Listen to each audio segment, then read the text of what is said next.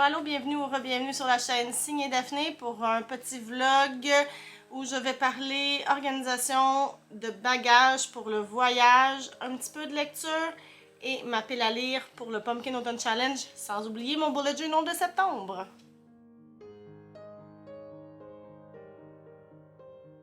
Bonjour tout le monde, j'espère que vous allez bien. Alors aujourd'hui, on est lundi le 5 septembre 2022. C'est congé pour nous là, puisque c'est férié au Québec, au Canada, c'est la fête du travail, donc on en profite. De mon côté, la fin de semaine a été beaucoup prise par la préparation du voyage. Je l'ai annoncé dans mon vlog précédent. Si vous ne l'avez pas vu, Alex et moi on s'en va en vacances là, la semaine prochaine pour une dizaine de jours en Grèce. Donc on est vraiment là-dedans là, pour l'instant. Puis il y a des gens qui m'ont demandé, là, parce que dans ma dernière vidéo, j'ai parlé de comment j'organise mes voyages avec mes calepins, puis mon bullet journal, puis j'ai mentionné que j'avais une organisation pour mes bagages. Alors aujourd'hui, je voulais vous en parler. Mais avant ça, juste vous rappeler que comme d'habitude, toutes les informations sur ce que je mentionne, que ce soit des livres, du matériel, etc., tout ça est dans la barre d'infos juste en bas, ainsi que toutes les informations pour venir me rejoindre sur les réseaux sociaux. Et n'hésitez pas à vous abonner si jamais le cœur vous en dit, ça fait toujours plaisir. Donc c'est ça, on s'en va en voyage. Et là, pour ceux qui sont inquiets, inquiétez-vous pas, là, on a quelqu'un qui vient garder notre maison et nos chats, donc il n'y a pas trop de danger à ce niveau-là. Et puis, justement, pour que cette personne-là puisse arriver ici, puis que ça soit pas trop le bordel, on a fait un grand ménage en fin de semaine, donc on a pas mal passé de temps là-dessus, donc s'assurer que tout est propre, tout est bien rangé pour que notre gardienne puisse être bien pendant son séjour chez nous. Sinon, pour ce qui est de l'organisation des bagages, en fait, ce que j'ai l'habitude de faire, c'est de voyager seulement avec un bagage cabine. Je sais que là, ces temps-ci, c'est le conseil que tout le monde donne là, parce que c'est un petit peu le bordel dans les aéroports, donc ils conseillent de pas enregistrer de bagages en soute, mais en fait, moi, ça fait des années là, que je fais ça. Ça fait au moins depuis 2014 que j'ai cessé d'enregistrer des bagages. Je ne voyage qu'avec ma petite valise là, en cabine, puis peu importe la longueur du voyage, que ce soit 2 semaines, 3 semaines, 10 jours, c'est la même affaire. Puis là, évidemment, il y en a qui vont se dire, mais comment tu fais pour apporter tout ce dont tu as besoin pour 10 jours, 2 semaines dans une petite valise comme ça? Ben, en fait, je pense que on n'a pas tant besoin de choses. On pense souvent qu'on va porter plus de vêtements ou qu'on a besoin de plus de trucs que ce qu'on va vraiment utiliser. Alors moi, je réduis au plus simple, au minimum. Et puis, ce que j'ai l'habitude de faire, en fait, c'est que je vais apporter des vêtements qui vont bien ensemble. En fait, ma garde-robe au complet est un peu une capsule wardrobe au complet. Là. Mes vêtements, en général, vont tous ensemble. J'ai peu de morceaux. Pour que ce soit plus simple, pour que ce soit plus rapide. Alors, tout va pas mal avec tout. C'est la même chose en voyage. Donc, en général, ce que je fais, c'est que je vais m'apporter quelques bas, quelques hauts. Et puis, avant de partir, ce que je fais, c'est que je prends des photos des différents kits, des différents outfits que je pourrais faire avec ces vêtements-là. Par exemple, je vais apporter des shorts en jeans. J'ai plusieurs t-shirts. Je prends des photos comment les agencer avec soit des sandales ou des running shoes. Et après ça, quand j'arrive à destination, excusez, là, il y a une mouche fatigante. Quand j'arrive à destination, je peux regarder dans mon téléphone puis dire « Ah oui, j'ai pas porté ce t-shirt-là aujourd'hui. » Comme ça, dans mes photos, ça paraît pas que je suis tout le temps habillée pareil, mais j'ai quand même du choix. Et j'apporte toujours un peu de liquide pour laver le linge. Alors, mes chandails, souvent, là, je vais les porter 2 fois. Et puis, comme ça, ben, j'ai pas besoin d'en apporter autant. Puis là, pour ce voyage-ci, on m'a dit qu'il fait très chaud quand même en Grèce, même au mois de septembre. Comme on va passer les journées à visiter, à marcher, on devrait avoir chaud, donc j'apporte aussi des vêtements là, pour le soir, des petites robes, des trucs comme ça. Mais la même chose, j'ai l'intention soit de les porter plus qu'une fois, de les laver ou en tout cas, fait que c'est comme ça que je fonctionne. Ensuite, pour mettre le tout dans la valise, on utilise des sacs de compression. Avant, on en avait qui étaient en plastique, qui fonctionnaient bien aussi, mais là, on a upgradé pour ce voyage-ci là avec des sacs de compression en tissu qui nous permettent permettent de classer nos vêtements, dans le fond, tous les hauts, tous les bas ensemble. Puis c'est vraiment pratique parce que il y a les zippers, les fermetures éclairs qui font en sorte que tout s'écrase, l'air sort, ça prend beaucoup moins de place dans la valise et puis ça permet de garder la valise vraiment facilement organisée. Donc c'est comme ça qu'on fonctionne. Pour ce qui est des produits d'hygiène, j'ai une petite trousse que j'utilise depuis des années qui est pas très grande puis qui a surtout un crochet pour que je puisse l'accrocher là un peu partout, soit une poignée de porte, une pôle, un accroche-serviette. C'est super pratique, il y a plusieurs compartiments et puis bien évidemment on a aussi des petites pochettes transparentes là, pour mettre tout ce qui est liquide qui doit être moins de 100 ml qui doit rentrer dans la petite pochette pour respecter les règles du transport là, international. Alors en fait je les sépare dans la valise pour que mon kit de produits liquides soit facilement accessible quand on va passer la sécurité. Puis après ça, pendant qu'on voyage, je le remets dans la trousse. Puis après ça, quand on revient, je refais l'inverse. Alors c'est ça pour les produits. Évidemment, je prends des petits containers, là, je sais pas comment les appeler, des petites bouteilles en silicone. On a acheté ça sur Amazon, c'est pas trop cher. C'est super pratique pour mettre le shampoing, le revitalisant, la crème pour le corps, la crème solaire et tout. Donc on utilise ça pour apporter nos produits pour la peau, pour nous laver, etc. À part la valise de cabine, ce qu'on utilise aussi, ce qu'on apporte, c'est un sac à dos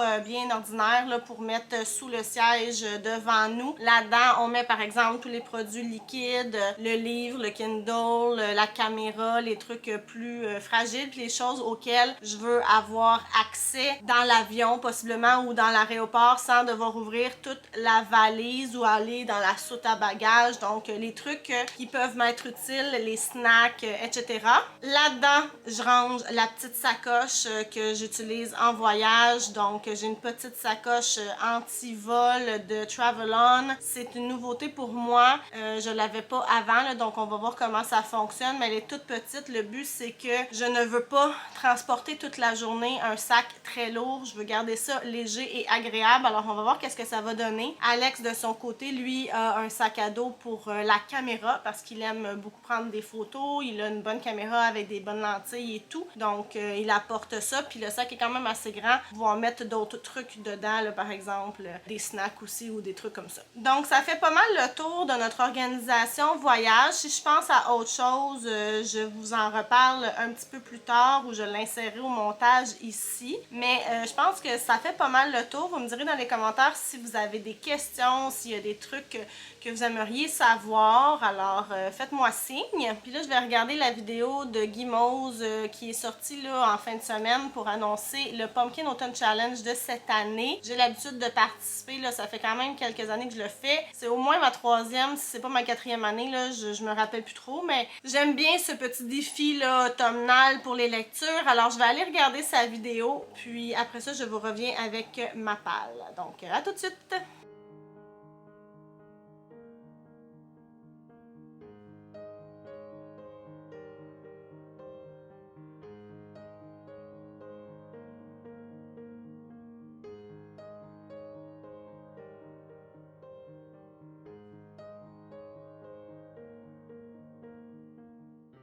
Bonjour! Alors, j'ai pris des notes dans mon bullet journal. Je vais évidemment faire une version plus jolie de mon Pumpkin Autumn Challenge probablement dans les prochains jours. Alors, je vous montrerai le résultat dans une prochaine vidéo. Mais j'ai choisi cette année de me concentrer seulement sur 8 livres. J'ai envie de me laisser de la place pour lire autre chose. Puis, très honnêtement, je ne l'ai pas dit encore, mais dans les dernières semaines, j'ai vraiment pas vraiment lu. C'est une autre façon de le dire. Mais en fait, depuis que je vous ai parlé la dernière fois, j'avais commencé The Cruelest Month de Louise Penny, la troisième enquête de Armand Gamache, et je ne l'ai toujours pas terminé. Et j'ai seulement écouté en livre audio People We Meet on Vacation. Je vais vous en reparler dans quelques instants. Et c'est tout. Ça fait 3 semaines et j'ai rien lu. J'ai pas la tête à ça. J'ai la tête pleine du voyage. Alors, ouais, ça fonctionne pas du tout la concentration ces temps-ci. Donc, c'est pour ça que pour le Pumpkin Autumn Challenge, je voulais me laisser une chance, pas mettre trop de livres pour avoir une chance peut-être de réussir, puis vraiment mettre des livres qui me tentaient déjà, que j'avais déjà prévu lire de toute façon cet automne. Donc, pour le menu automne frissonnant, j'ai choisi 2 catégories. La catégorie de Ghost Hunt, donc la chasse aux fantômes. Le mot que j'ai retenu, c'est enquête avec Ink Black Heart, le nouveau livre de Robert Galbraith. Et les Sakuma Drops au milieu des lucioles. Alors, ce que j'ai retenu comme mot-clé, c'est historique. Et j'y vais avec La Voix des Roses d'Elisabeth von Arbour, qui est une uchronie, en fait, mais ça se passe quand même au Moyen-Âge, donc ça rentre. Pour le menu automne de l'étrange, j'ai choisi la catégorie La cueillette des champignons. J'ai choisi pour cette catégorie-là La forêt des souvenirs, qui est une BD. C'est le volume 2 de Élie et Gaston, qui est une BD de Céline de Rognocourt. J'avais lu le premier tome, je crois, justement, là, pour le challenge de l'an dernier. Une lecture bien légère que je vais faire. Alors, c'est très jeunesse, fait que ça devrait se faire facilement. Le mot-clé pour ça, là, pour la cueillette des champignons, c'était forêt. Donc, la forêt des souvenirs, ça fonctionnait tout à fait. Sinon, l'autre catégorie que j'ai choisie, c'est In the Dark, I Hear a Call, avec les mots quête et destinée et pouvoir. Et puis, je vais lire le 2e tome de Shades of Magic de V.E. Schwab, A Gathering of Shadows. Ensuite de ça, pour le menu automne, douceur de vivre, les 2 catégories que j'ai retenues. Alors, on a la maison Slanters. Je sais que je le dis sûrement pas comme il faut, mais coudonc. Les mots-clés que j'ai retenus, c'était livre audio, podcast. Et puis là, je vais probablement enfin lire Distorsion 2, qui vient d'un podcast. Donc, c'est comme ça que je viens faire le lien. Et l'autre catégorie, c'est Chante-moi une chanson, Safna. Le mot que j'ai retenu, c'est mythe et légende avec City of Brass, parce que selon ce que j'ai lu là, sur le 4e de couverture, il y a question de mythe et légende là-dedans. Sinon, mon autre option, c'est le prieuré de l'orangerie. L'orangerie? The Priory of the Orange Tree, que j'ai toujours pas lu. Et alors, ça pourrait rentrer là-dedans aussi. Et pour la dernière catégorie, qui est automne rayonnant, j'ai choisi You Cannot Eat the Money. Alors, on parlait de science-fiction post-apocalyptique. Alors, j'ai rentré là-dedans The Fifth Season, que je veux enfin lire. Et sinon, l'autre catégorie que j'ai choisie, c'est Le Don des Merrywick. Et les mots-clés que j'ai choisis, c'est amour-relation, pour lire Something Wilder de Christina Lauren. Donc, ça me fait 8 livres en tout. Je crois que c'est quand même assez faisable, c'est jouable. Ça me met pas trop de pression. C'est pour tout le mois de septembre, octobre, novembre. Donc, ça me laisse quand même de l'espace. Puis, si j'ai pas trop envie de lire, comme c'est le cas en ce moment, c'est sûr que je vais lire, par exemple, quand on va être en voyage, de sûrement me choisir un livre qui va être mon livre de voyage, peut-être 2 si jamais j'ai beaucoup de temps. Mais c'est ça, je sais pas. Je vais peut-être pas avoir le temps de lire pantoute parce que je vais être émerveillée par ce que je vais voir. Je vais vouloir faire autre chose. Alors, voilà, je vais me le permettre. Donc, c'était ma petite pile pour le Pumpkin Autumn Challenge. Maintenant, je vais aller vous montrer mon bullet journal de septembre. Puis après ça, je vous parle de People We Meet on Vacation. Donc, voilà mon bullet journal habituel, le même que d'habitude. Voilà, je n'ai pas changé. Alors, je vais juste vous montrer assez rapidement le mois de septembre. Là, il est déjà fait, évidemment, vu que le mois de septembre est commencé.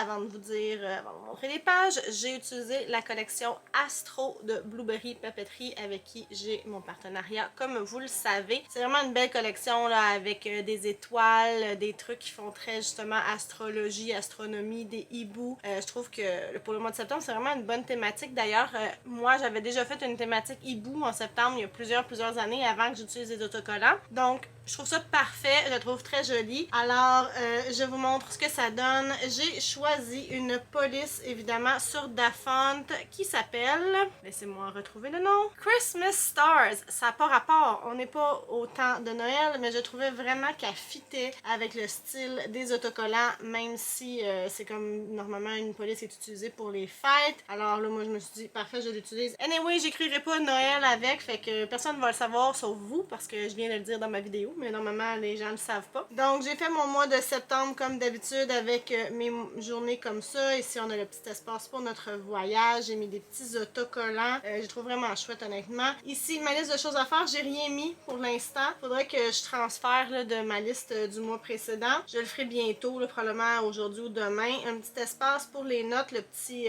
cahier ici, les petits livres. Je trouve ça vraiment joli. Ensuite, de l'autre côté, comme d'habitude, j'ai une page pour mes souvenirs. J'ai pris le petit horloge là, comme ça, là, parce que le temps, le souvenir, puis la petite fiole qui me fait penser à la fiole dans Harry Potter où on met les souvenirs là, pour aller voir dans la pensive. Et de l'autre côté, ce mois-ci, comme d'habitude, c'est un genre de layout que j'utilise quand même depuis quelques mois, là, puis je l'aime vraiment beaucoup. Je trouve que c'est vraiment parfait pour mes besoins du moment. Donc voilà de quoi ça a l'air. Alors ce mois-ci, ce que j'ai lu, regardé, écouté et mangé. Alors je vais le remplir là, au fil des prochaines journées, prochaines semaines. Et puis j'ai déjà commencé là, à faire des petites journées au quotidien. Mais c'est pas mal ça que ça donne dans mon bullet journal pour le mois de septembre. J'avais dit que ce serait rapide. Mais avant de vous quitter, je voulais vous parler de ma dernière lecture qui était People We Meet on Vacation de Emily Henry. C'est un livre qui est sorti l'an dernier, qui a été publié chez Berkeley Books, mais moi je l'ai écouté en version audio. Et puis c'est l'histoire de deux amis, mais on suit plutôt l'histoire du point de vue de Poppy. Poppy, elle est dans la fin vingtaine, je dirais, et c'est une journaliste voyage, et depuis 10 ans, elle et son ami Alex, qui est un garçon, se sont rencontrés quand ils étaient à l'université, et à chaque année, ils font un voyage de quelques semaines ensemble. Ce sont des meilleurs amis, et puis c'est ça, depuis 10 ans, à chaque été, ils se gardent un moment pour voyager ensemble. Sauf que il y a 2 ans, quelque chose est arrivé durant leur voyage, on ne sait pas quoi, qui a abîmé, mis fin un peu à leur amitié. Et puis là, on retrouve Poppy et Alex à l'été dans lequel l'histoire se passe, et ils renouent leur amitié. Et c'est une romance, alors on a un Friends to Lovers, et je dois vous dire que j'ai adoré ce roman. Ça m'a parlé sur tellement de niveaux. Donc une romance là, comme le dirait si bien ma copine Karine la bouquineuse, on le sait où ça s'en va, hein? Comme dans une enquête on sait qu'on va résoudre le crime, mais dans une romance on sait qu'on va avoir une histoire d'amour à la fin. L'important c'est comment on s'y rend, et comment on s'y rend dans People We Meet on Vacation, c'est absolument succulent. J'ai adoré.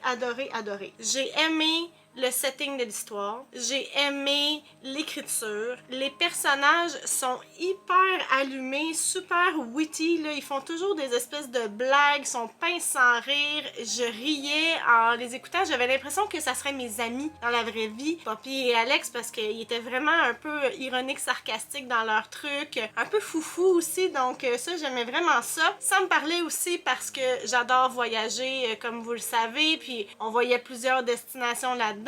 Puis là, ben, je trouvais que ça avait vraiment une espèce de vibe été, vacances. C'était vraiment chouette à lire. Puis aussi, ça résonnait pour moi parce que j'ai vécu une histoire d'amitié qui a eu une pause. On l'appelle notre parenthèse, et qui tout récemment, là, on a renoué. C'est évidemment pas une amitié qui mène à une romance, là, c'est une amitié normale. Mais c'est quelque chose que j'ai vécu, de perdre de vue quelqu'un de qui on est très proche, puis de le retrouver. Donc on est là-dedans, nous, dans nos vies personnelles en ce moment, moi et ma copine, puis de le voir dans un livre avec un autre twist, mais quand même, je me suis tellement reconnue dans les personnages là, à cause de ça. Je pense que c'est ma romance préférée depuis très longtemps. En plus de ça, il n'y avait pas vraiment de scènes sexy là, tellement, quelques-unes, là, mais franchement, l'accent était pas mis là-dessus, puis la relation entre les deux personnages était vraiment savoureuse. J'ai adoré, ça a été un coup de cœur, puis la version audio était super bien aussi, j'ai vraiment bien embarqué. Alors, People We Meet on Vacation, un succès pour moi. Je suis contente parce que c'est ma dernière lecture complétée, puis elle a été excellente. Alors, c'est pas une panne de lecture en ce moment que je vis parce que j'ai lu quelque chose qui me plaisait moins, c'est vraiment juste parce que j'ai la tête ailleurs. Mais franchement, je vous le recommande, une excellente romance, et ça me donne envie, évidemment, de découvrir plus de livres de cette autrice-là. J'ai bon espoir dans mon prochain futur vlog de vous parler de d'autres lectures que je vais avoir fait là, dans les prochaines semaines, mais la prochaine vidéo sera certainement un vlog voyage, alors j'y parlerai probablement un peu de mes lectures, mais je vais focusser sur les attraits. Alors venez me rejoindre pour ça si le cœur vous en dit dans quelques semaines, parce que je vais prendre une petite pause là, le temps qu'on sera pas à la maison. C'est donc comme ça que je vais finir ce vlog aujourd'hui. Je vous remercie d'avoir été là. Si vous avez des questions, des commentaires, surtout gênez-vous pas pour m'écrire tout ça là, en bas. Sinon toutes les informations sur tout ce que je mentionne là, se retrouvent dans la barre d'infos juste en bas, donc allez voir ça. Et puis n'hésitez pas à vous abonner si jamais le cœur vous en dit. Alors merci encore et à bientôt. Bye!